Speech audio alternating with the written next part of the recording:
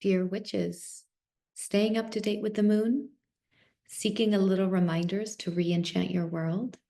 Subscribe to the Modern Witches newsletter for lunar love notes and magical inspirations delivered right to your inbox. Modern Witches is shapeshifting, yet it will always be a project that centers our mystical community members. Do you have a course or a podcast you'd like to promote to magical babes? Want to share your art with the folks who might be most touched by its spiritual themes? Send us an email at info@witchesconfluence.org to have your work promoted on our newsletter. Subscribe to Modern Witches newsletter in the link in show notes.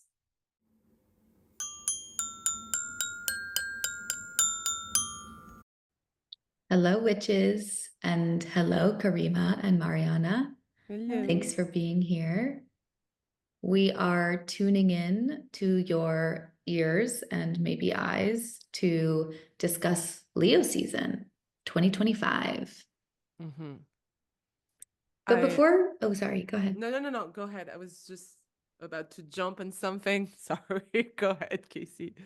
No, I was gonna say, before we started recording, we were just having a little chat, and I was like, wait, we need to talk about this on the podcast because we were talking about sort of the collective energy of this moment and how each of us is feeling in our own ways and how we're observing other people feeling. And there's definitely this sense of real transformation afoot, I would say.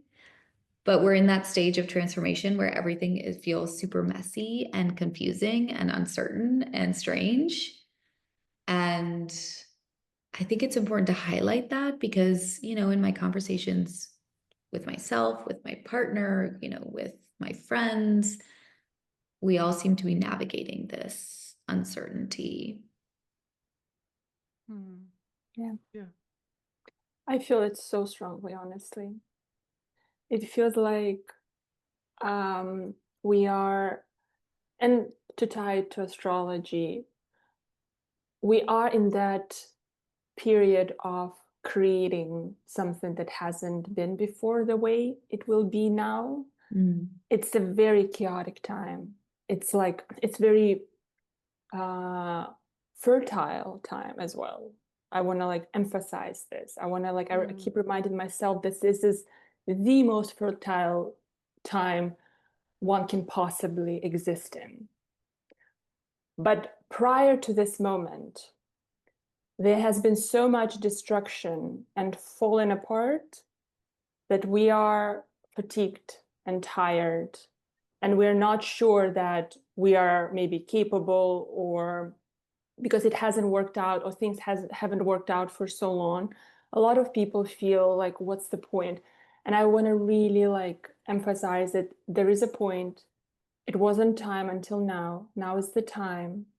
So tap into this incredibly, especially with Uranus entering Gemini, we are in that age of air that have been spoken about so much for a long time, finally, since 2021, since 2020, 2021. We had that Saturn Uranus conjunction, Saturn, what was that? Pluto. Saturn, Pluto conjunction, yes. No. Saturn Jupiter conjunction. That's what I'm trying. In air. Am I going crazy? No, you're going. No, you're right. That was the first Saturn Jupiter conjunction in an air sign. In air So sign. there's a 200 years 200 years. cycles Exactly. that they were in Earth before, and now we're entering for 200 air years. since Exactly. 2021. Yeah. And since 2021, we had this first conjunction in air, but nothing was supporting that conjunction. There was not much air element present. There wasn't prominent collective driving forces that would an air's creation, its ideology, its ideas, its laws, its communities, its connections, all of that.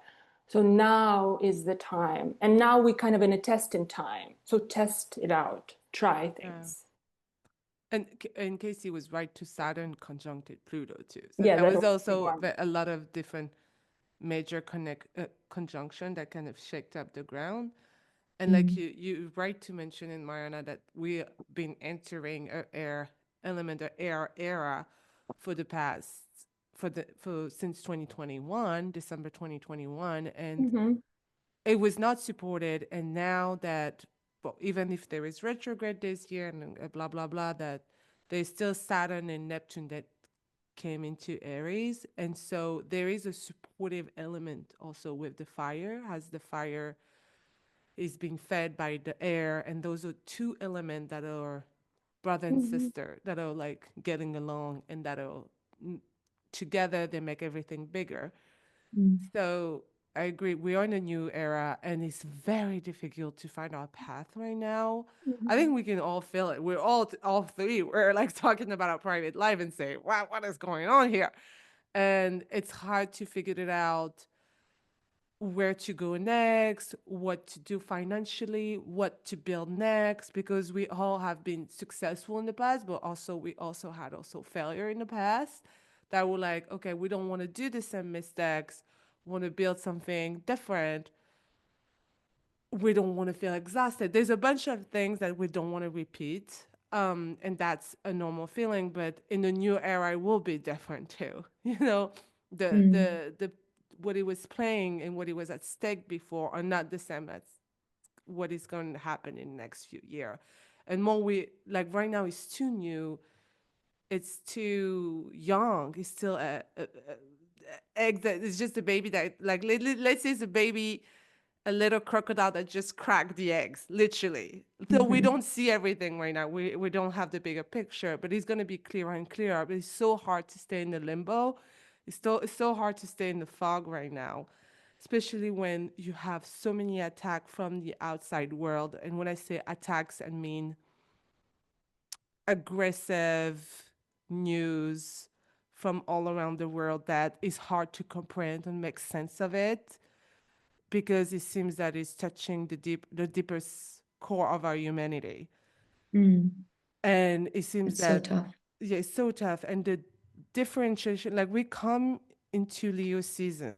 Usually Leo season is a very bright summer vibe, is great, but now we have Pluto on the opposite side. And it's a very challenging opposition that every Leo season will have to deal with in the next 20 years. And that speaks about that huge separation that is growing, is literally growing between who is in power, the agenda that they have, and the people and the society.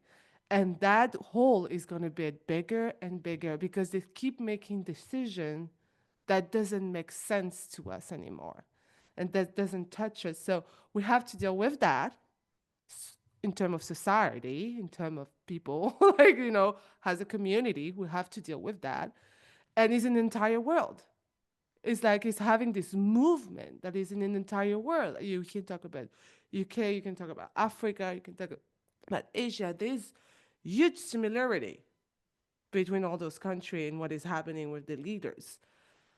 And I keep thinking, so we've been attacking our personal life when we have to restructure everything, when you have to figure it out how to make money, how to live, how to balance family or personal life and ourselves, with this new AI coming in with, like, there's 80% of our job in 10 years will not be there. That's what they plan. And you like see all this It's so true. speculation and you're like, oh my God. So, like, how can you not panic?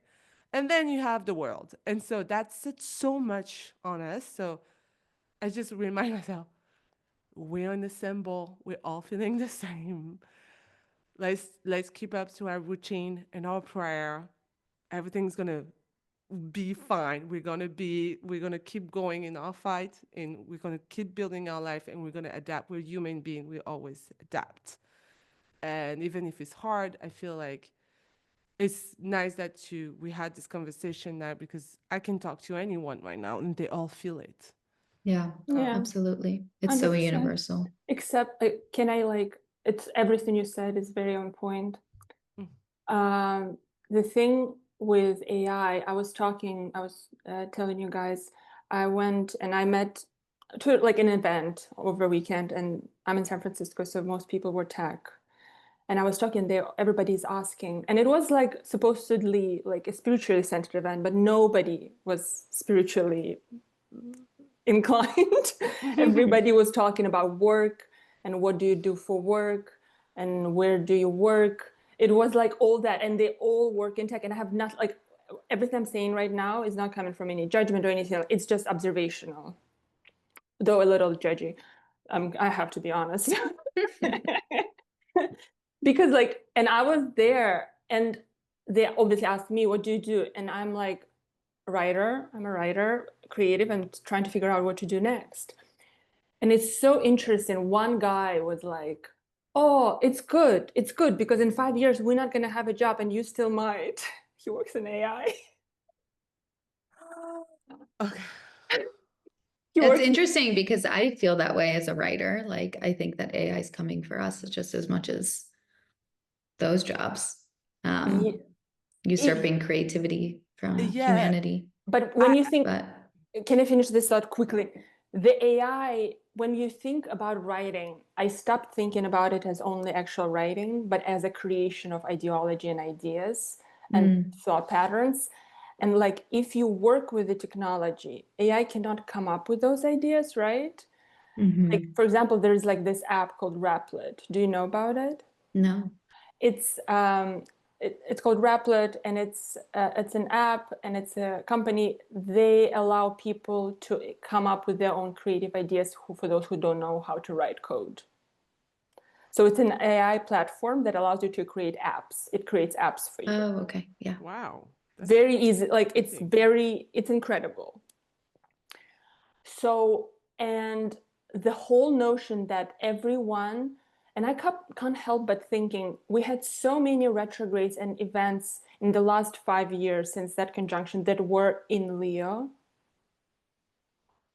We had like Mars retrograde, we had Venus retrograde, and we now have Mercury retrograde, but a lot is happening in that sign. It is about learning how to be creative differently. I was going to say that too. It is about learning how to be creative using technology, Pluto opposition, because if not, it will eat you up. But writing, even if you don't know how to write code, but using things that allow you to do that, it's sort of like most people getting into the creator mode. But what you create is sort of like everybody has gonna have different, but what's the purpose of that? What's the bigger vision for that? What is like it? How can it be outside of the consumeristic narrative? Yeah, And I think I will, there's. Oh, go ahead, Karima. no. Go ahead, Katie. I will jump in after. Oh, I was just going to say, I think that the Leo element is so important because it's really speaking to my felt sense of like the uncertainty and the like scrambling to like revision our lives. There's a big opportunity here. Mercury retrograde in Leo. Like this is the time to do that deep reflection on like what is working, what is not working, what feels right, what doesn't feel right. And like in what ways are you actually tapping into your creative potential? You know, how can you do that? How are you doing that? And what are the blocks keeping you from doing that? And how can you sort of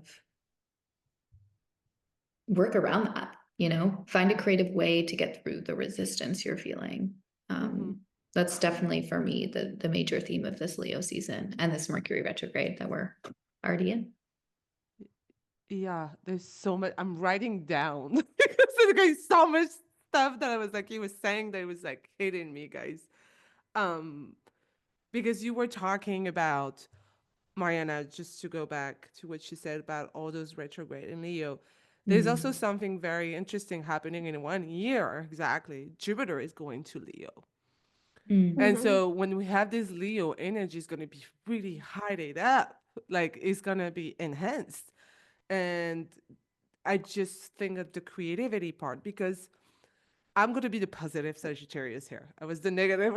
We love it. I'm going to Karima, be we the need it. positive. We need you. I'm going to be the positive right now because I've been studying what happened in terms of tech in the past. And, you know, like people were saying, When computer arrived, if you were not on it and people tried to block it, then the business went down because computer went so fast and people, some business took the computer, learned the computer, and just advanced with it. There's a part of me that agree. Tech's gonna be tech. We're gonna grow with it. It's something that's it's a little bit imposed on us, and we have to move forward. Okay, but there is some things that didn't work. Why? Because human need human connection. When and even needs tangible connection with their body. I just think about, I'm going to give you some example. Kindle. When Kindle came out, I remember the books, electronic books. Books are over, paper is over. I swear to God, for 5 years, they took us over. Tab, now we have Tab, Kindle. It's over. Paper, never been over. People always, I have a Kindle. I buy French book with it because I cannot access to the books, French books here. But I use paper. As soon as I can grab my hand on a book that is a very tangible book that I can turn pages, I will grab that. And it didn't crash the market as they all say it would have crashed. Second was the teacher. AI, now you can have teacher, there's Zoom, we can do Zoom. People go back to school because they need one-on-one connection. AI for me is going to be the same thing. They try to replace creative endeavor, like you mentioned, Casey, Mariana. We need all the writers going to be gone. I don't think the writer is going to be gone. My optimist point of view is that people's going to shift. We are doing so much labor now in terms of entrepreneur, people that are creative, I need to create a website. I need to create an app. I need to post every day. And that's where we'll, as a collective, have to use those tools to help us having more time to be creative and not reversing the AI being creative for us and we do the logistic of all. If it makes sense what I'm saying? Yeah, 100%. And so it's like, I see it going that way more and more because people need human connection. I need to see a human writing something. I need to think of a thought of a human, I need to have a point of view of a human being. And I don't think that is going to go anywhere. I really don't. I agree with you. Can I add something to that? Yeah. I want to add something to that. So, because I had that fear up to very recently that Casey, you were, because when I started editing in ChatGPT my text for grammar because English is not I often miss the punctuation, the punctuation and I'm and it tries to put its own words. And I have to every time do not put your words. Stop putting your words in my text. And now it's kind of has it in the memory saved and it doesn't. But okay, so my point was that it is about a fatigue and that fear that we do not we have to be cautious with how we use AI, because even if you're a writer or a creative, if you start using it for a year or two too much, then that is an issue in terms of what I'm trying to say here is we'll pass that point and writers will always, but only those writers who stuck with writing.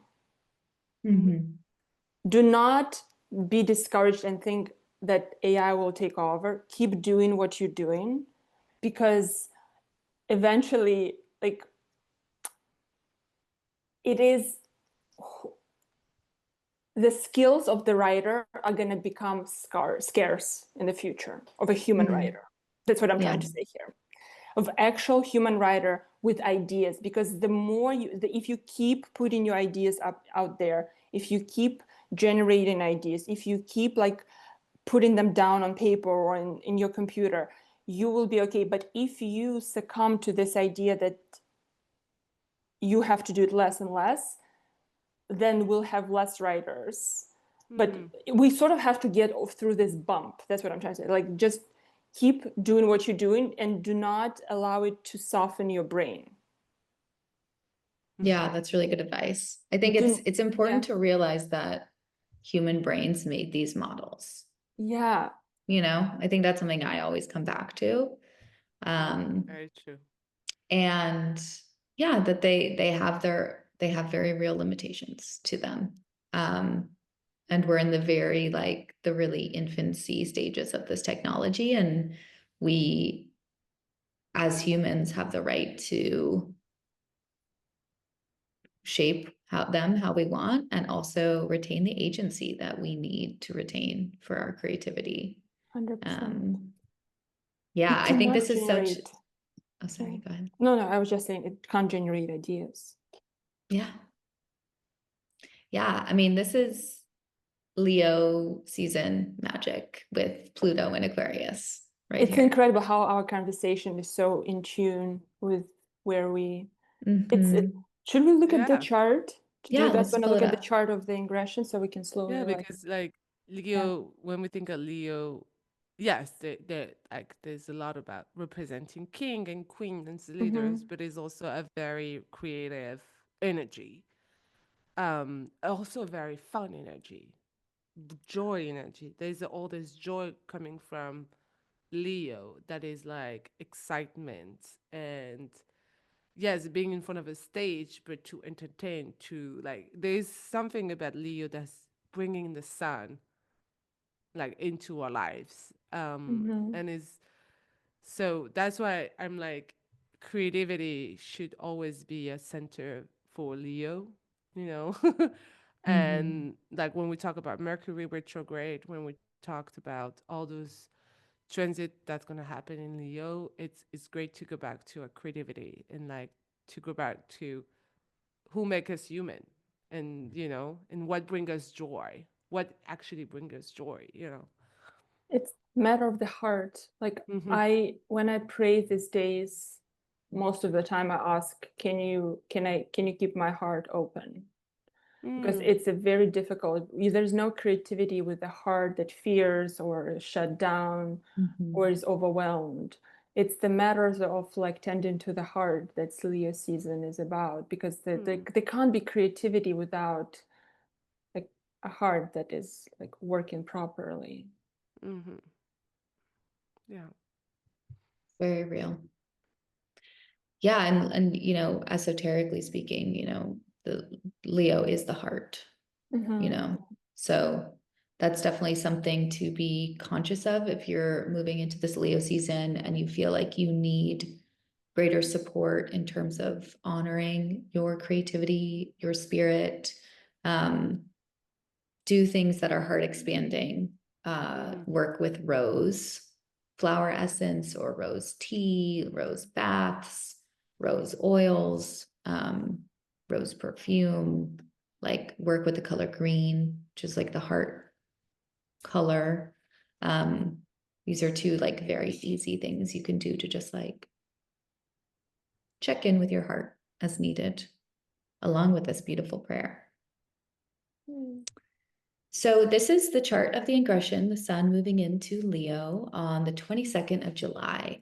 And we'll be talking about the transits for the week of July in this, you know, first part of this episode. Just a note, Leo season, there's not a lot happening, but what is happening feels fairly dramatic, right? It is. So configurations are out of this world. seriously.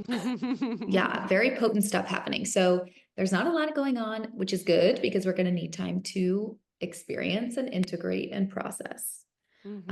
But here we are, the first day of Leo season. We have the moon in Cancer, just in Cancer.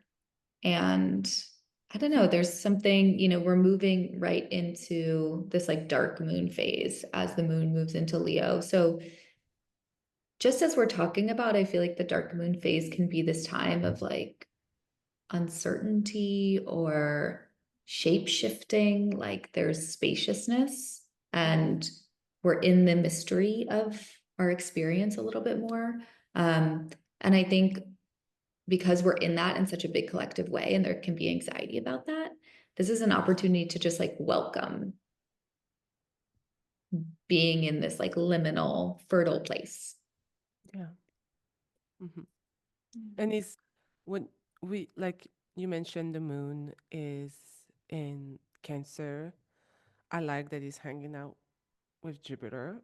I like that the moon belongs to Cancer. That's Mhm. giving a very good strength and giving an extensive, um, like I feel like it give us more time to relax and reset, like you mentioned, with the dark moon. So I like that.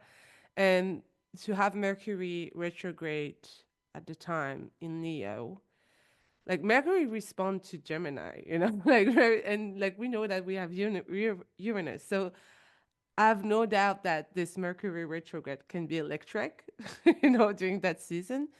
But I feel the entrance is softened by the moon in Cancer, and it's like we feel like we're still in Cancer season in some way, Mm. But I do like having the Jupiter and the moon together. It brings comfort to our emotion. It brings comfort. It helps us to nurture ourselves a little bit more, you know? Which we need. Yeah. Yeah.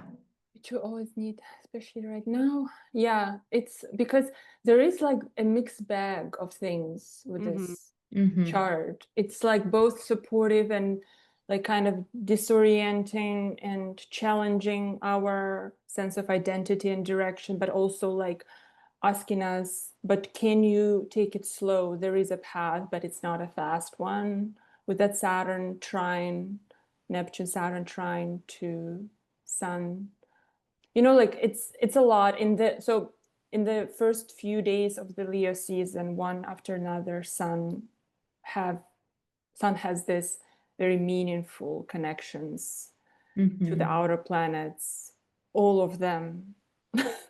I know. Can I just pause for a second and say, like, something you had said earlier, Mariana, feels really important to mention. Like, all of the outer planets are in the like very early stages of the signs.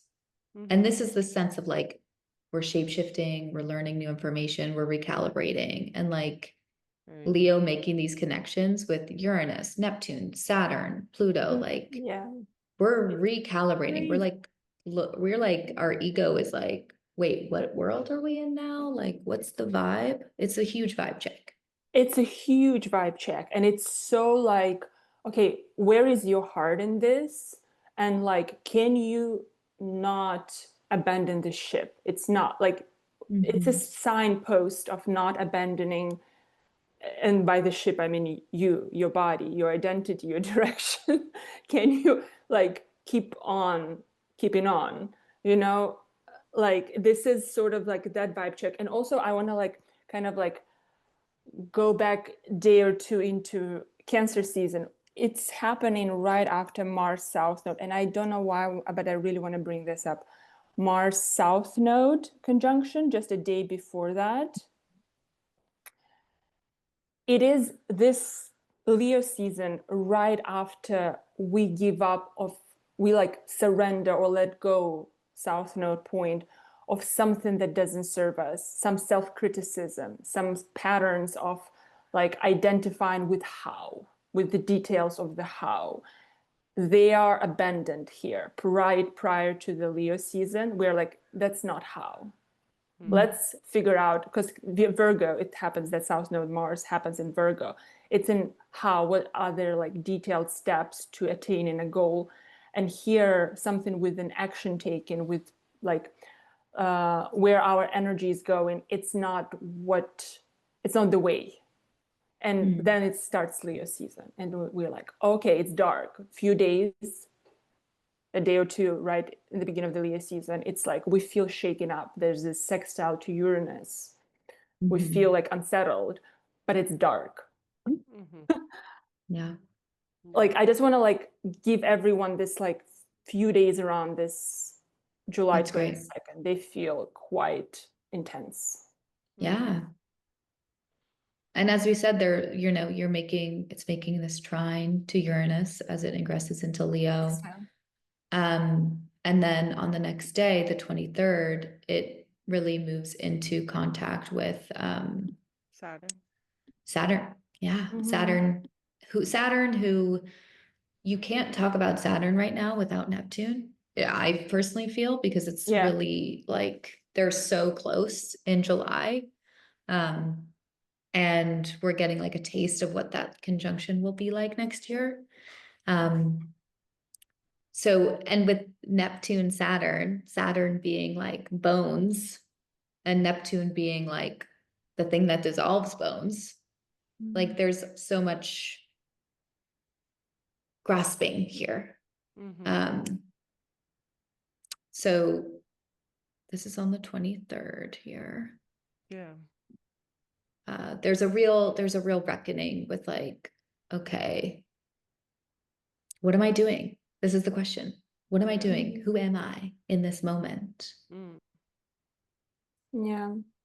Mm-hmm. You're gonna feel this from the very beginning of the season. So it's 22nd, 23rd, even 24th. This like it holds this trine between Sun to Saturn and Neptune.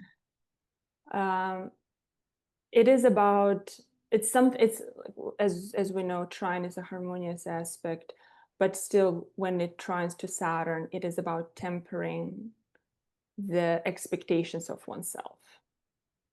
Because here I feel like the opposition to like you have to temper how much you can take on. You have to be realistic with the Saturn because it's in Aries. It's about energy, identity. It's like the sense of self, the body, what your body can take.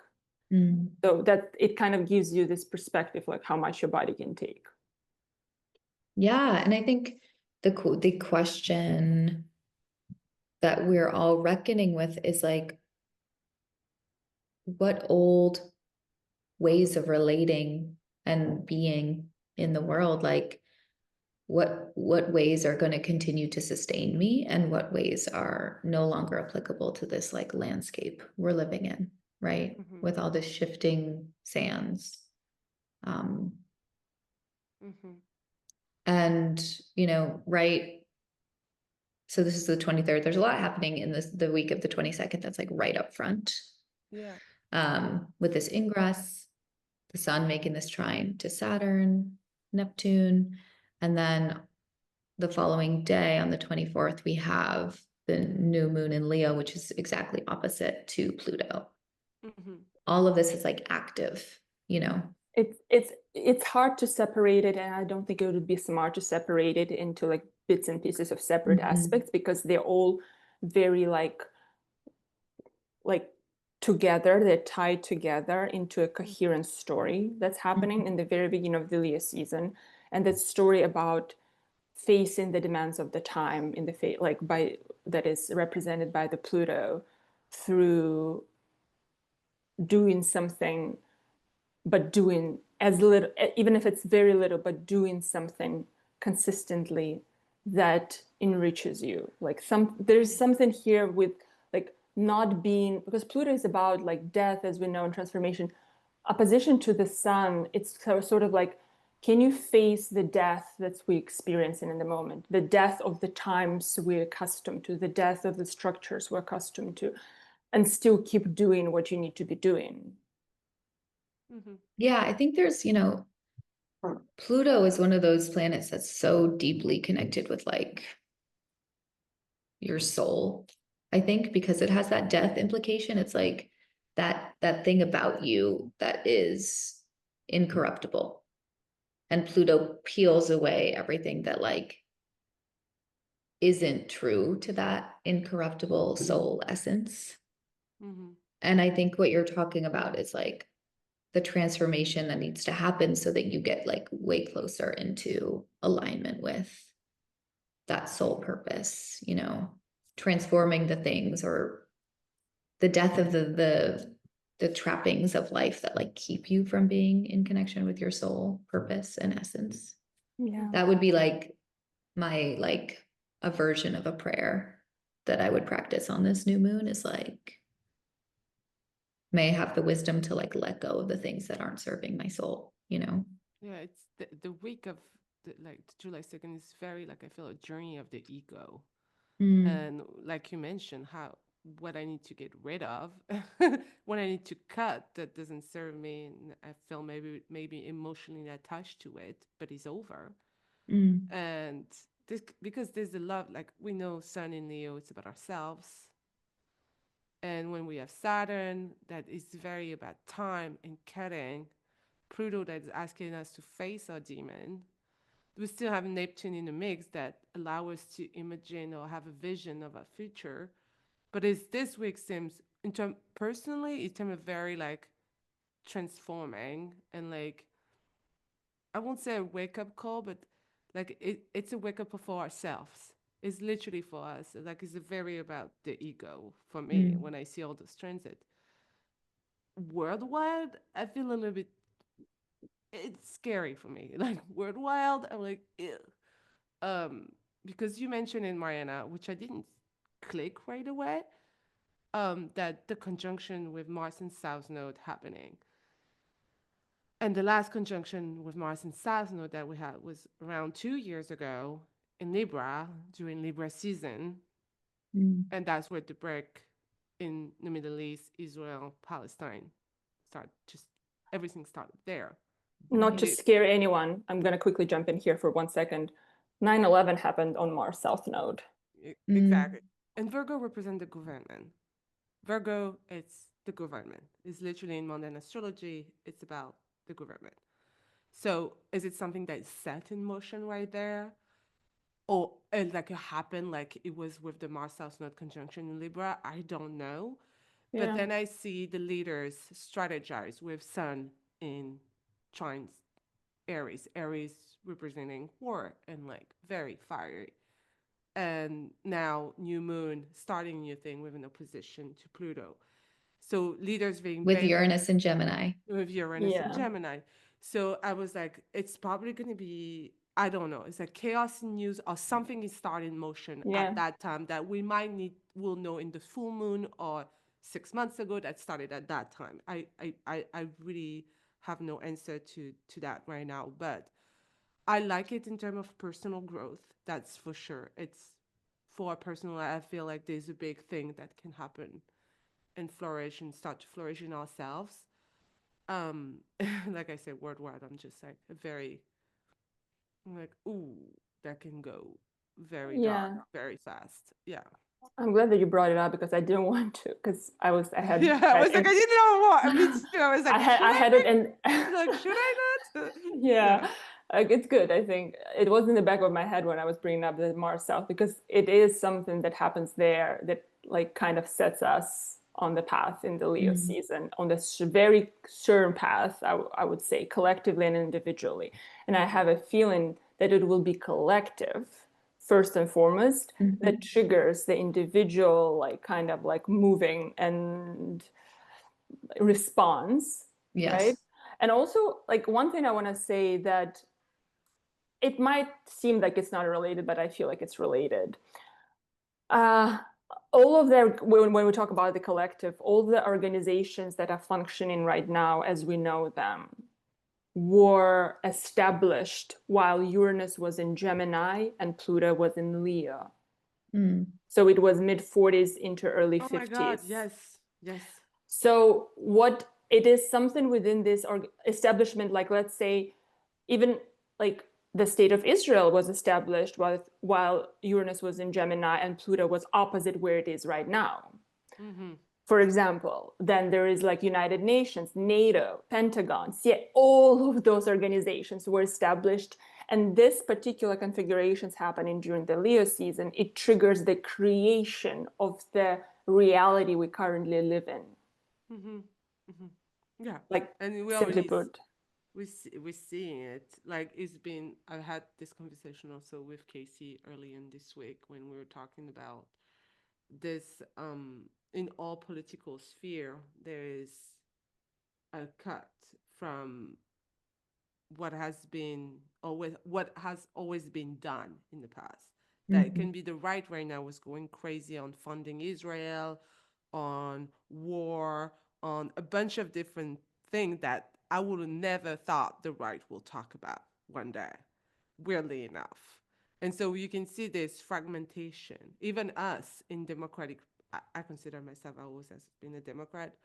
I'm now a democratic socialist. There's no way that like a Democrat that what we used to talk about it before. I believe in democratic socialism, like maybe a new mayor in New York, who knows? But uh, I just feel like there is so many, and it just feel like with the North and South node, there's so many now separation from the status quo. It already started a long time ago, but now it's so clear because all those people that we used to work in media have now independent media. They can be in the left or on the right, and now speak up very loudly about the system. And they had a follower in the past through this status quo media, and now they're just separated from them, and they have a huge following, which can be very scary when it doesn't go your way, you know? Mhm. But it's like this spreading of power that we see, like, it's very interesting the time that And we're Pluto is living in. power, you know, I think it's really Exactly. important to remember that about Pluto. Pluto is power, power Yeah. dynamics. Yeah, Mhm. it's sort of like it's a collective awakening on both sides to the fact that this is a class war. This Yeah. is a war for decency and the like ability to exist in this reality as a dignified human being. It Mhm. is sort of like we are past with all the differences, like we can disagree as much as we want on like a lot of issues and have them and certain things like function different in different parts of the country, but the common ground is the decency of having like food, having education, having being able to afford the home, like things that are common. And I feel like it's this awakening that's happening. And because of Uranus and Gemini, I don't know if you guys noticed, but the speed with which things are happening, Oh no, Yeah. it I was didn't think it crazy. could go faster, but it picked up. Like Oh, for the yeah. last few years, I'm like, it's every few months something. Now it's like every few days something. I'm like, it's so fast. Crazy. I Things know. are like incredible.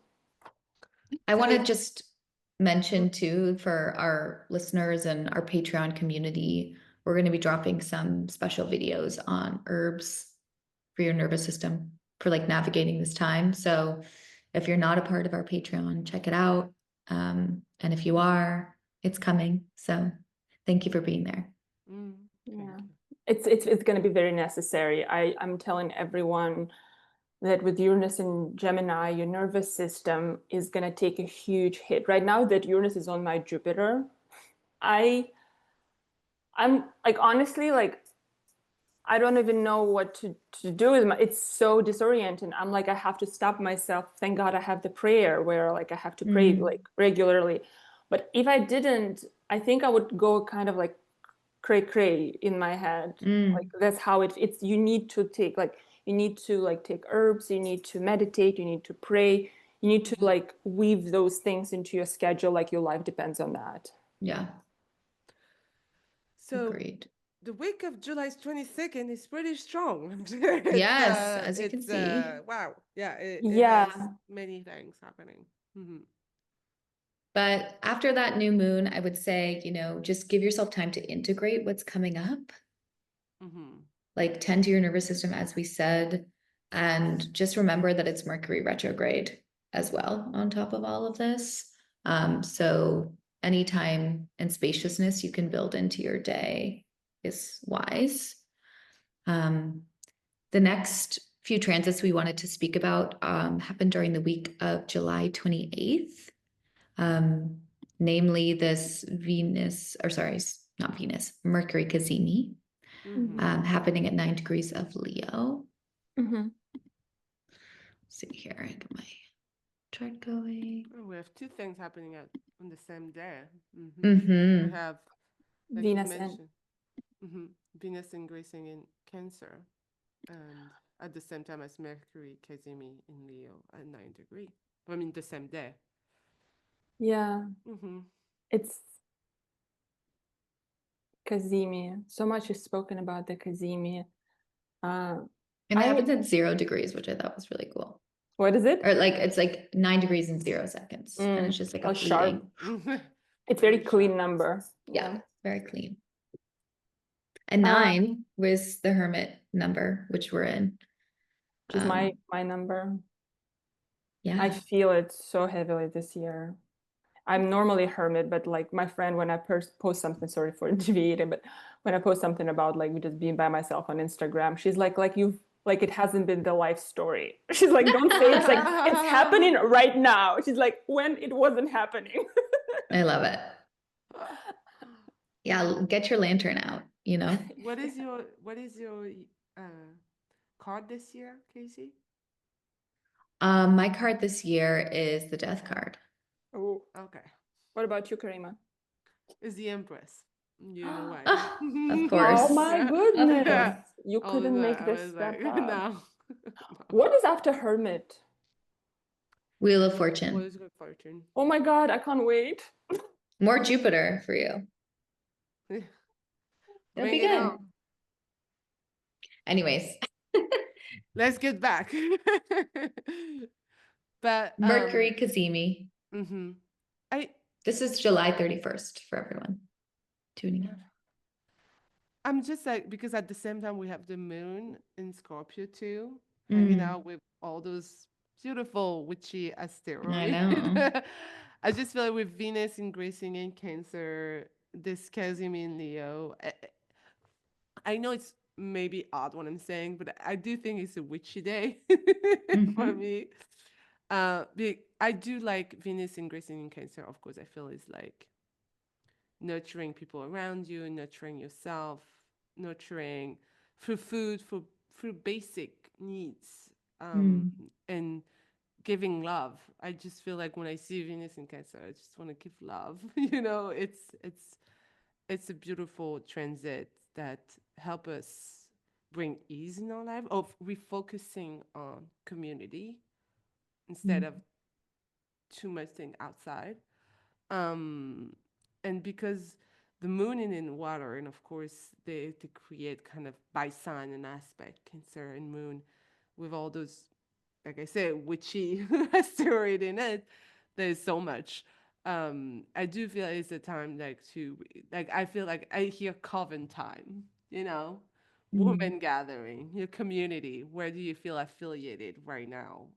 Where do you feel that your need is being called? It can be with for me right now is the Palestinian causes. So I Yeah. do want to do some small thing, even if it's of course maybe not having an impact on what's going on, but it feels that I'm with people with the same mind as me who cares about the same thing. So I will pray, or I will create a little ritual at the same time in my head to have a ripple effect in the world. And I hope if we're all doing that, kind of finding the evil that is happening at the same time through prayer or little ritual, that is Mm. for me a time.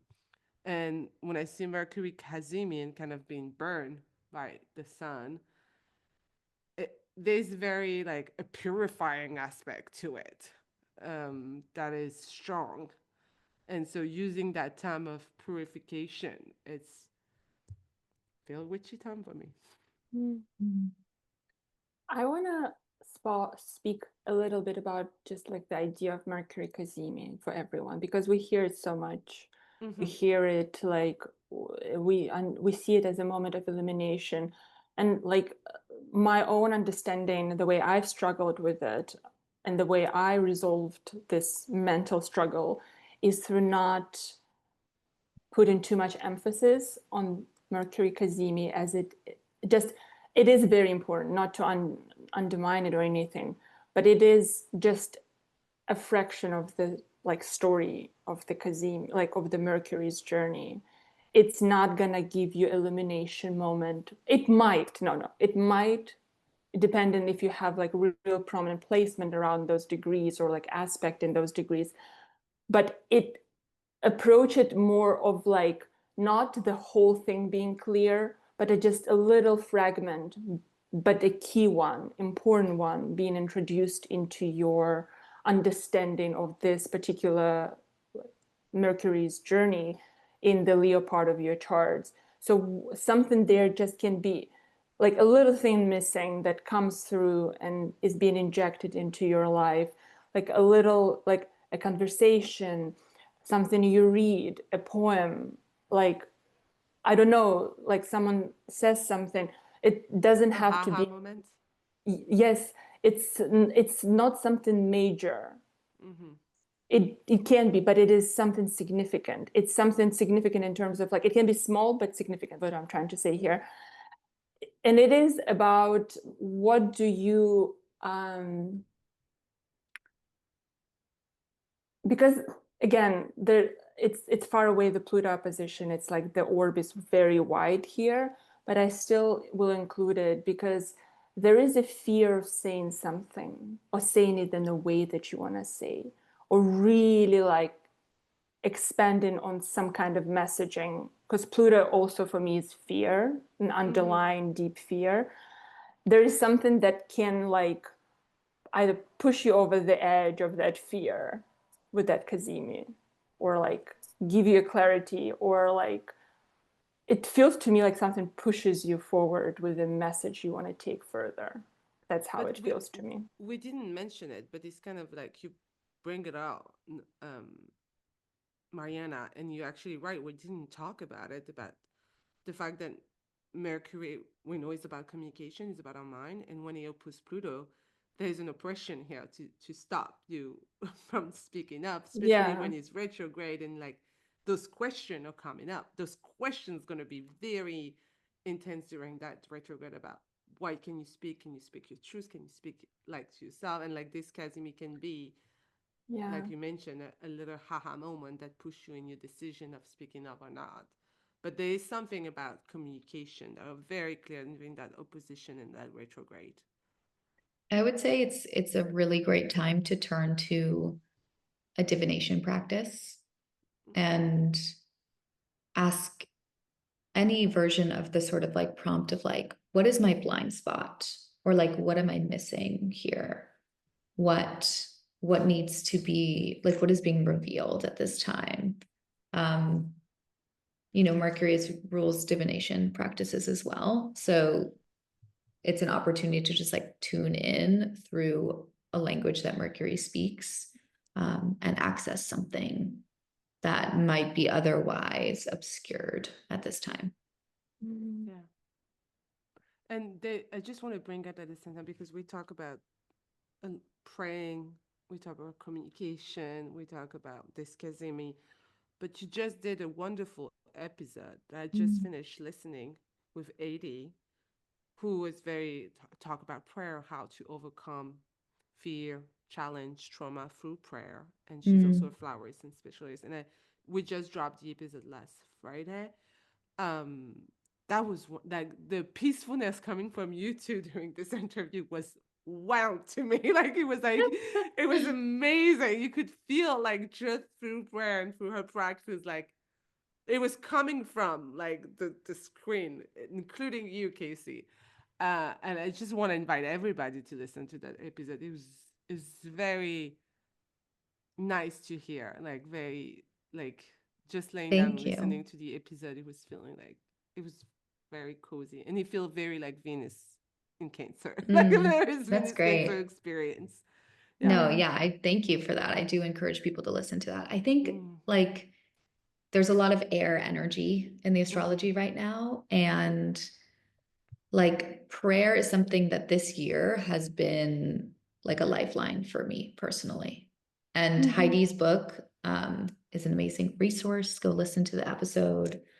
But really and truly, like I think if more people believed in the power of prayer, that it was actually shifting and shaping reality, the power of us, the people, the collective, would be so much greater.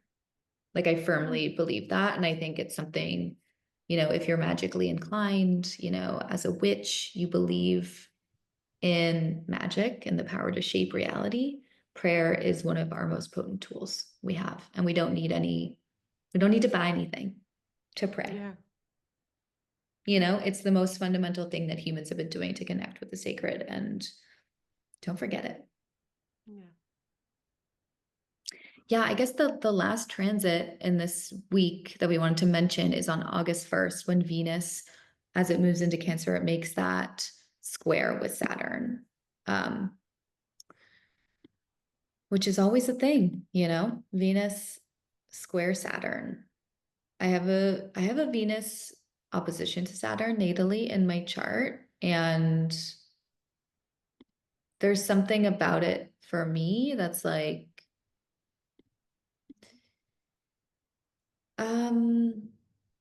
it's related to like a sense of grief or like loss. And I think that can come up sometimes with this energy, like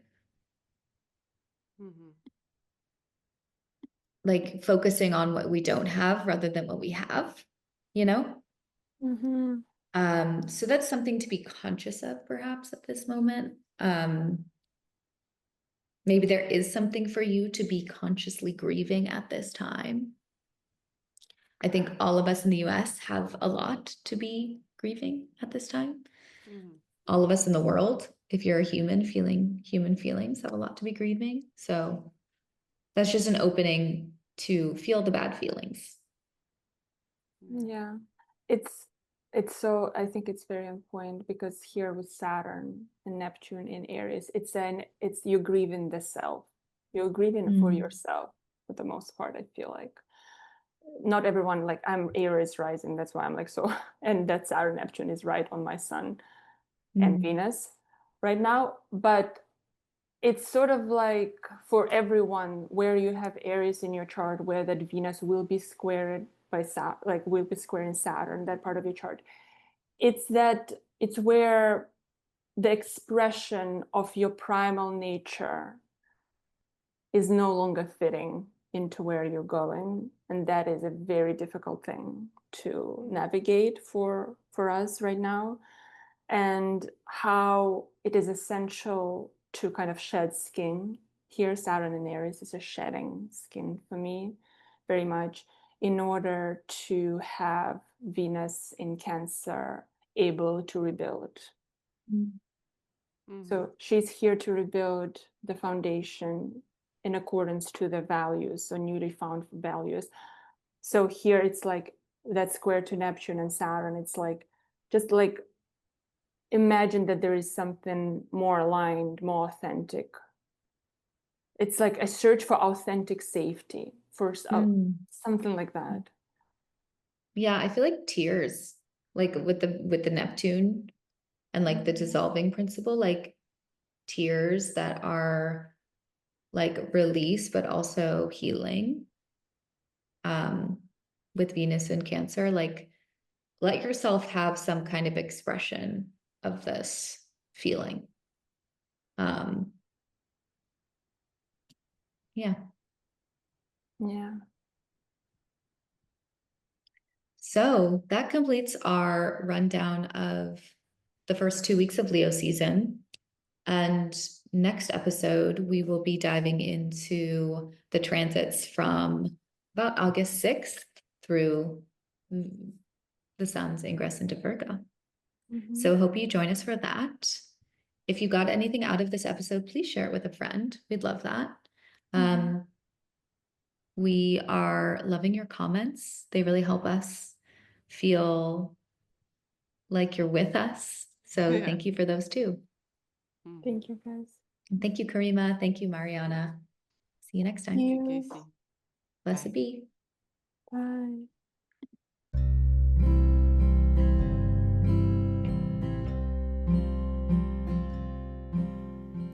Thank you for tuning in to the Modern Witches podcast. We hope you've been inspired to cultivate your own magic and to craft your own spiritual practices.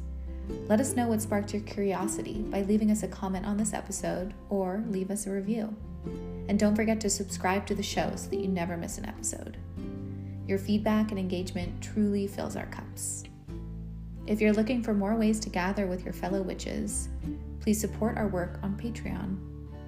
Learn more at modernwitches.org. Blessed be.